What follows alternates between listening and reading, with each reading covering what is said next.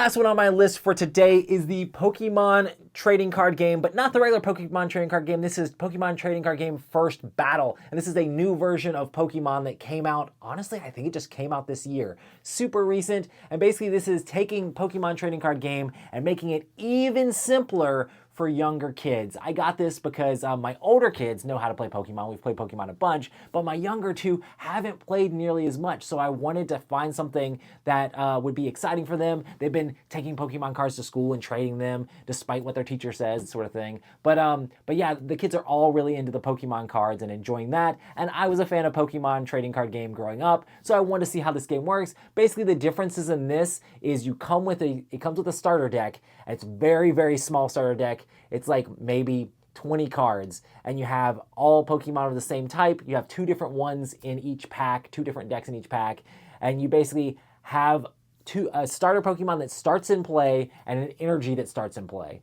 Another thing is normally in Pokemon, you're building up energy on your Pokemon to be able to do different attacks to your opponent. In this game, normally in Pokemon, when your Pokemon dies, the energy would go away. In this game, the energy is actually going to stay out because you don't really have enough energy in the deck to be able to continue to build up your Pokemon because the decks are so tiny. And you're basically trying to win 3 prizes against your opponent. Overall, I give this kind of a 6.5. It's so light and so like you're just placing out. There's not a whole lot of decision spaces. I mean, it teaches the kids how to take turns. It teaches the kids the aspect of how to do different attacks. But I feel like you can do this with almost any other like Pokemon starter deck.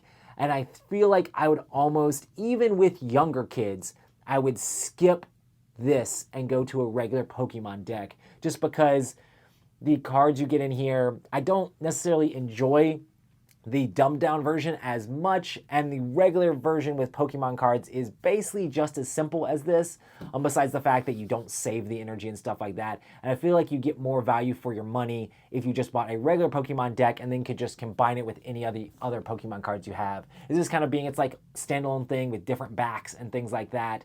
It means you have to kind of leave it off to itself. If you really want to have a super, super, super entry beginner way to play this, but if you're playing it that low, you need to sleeve the cards because your kids are probably going to mess up the cards if they play them too much, just because any trading card game that would happen if your kids don't know how to take care of the cards properly.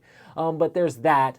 I would just skip straight to regular Pokemon cards and go with that and continue to play at like 3 prizes instead of playing to 6. You know, there's lots of easy ways to do this with regular Pokemon cards instead of just this. And I would kind of skip to that. But I did enjoy playing this, but I'm just going to teach my kids with the regular Pokemon cards for the most part. But yeah, that is Pokemon First Battle.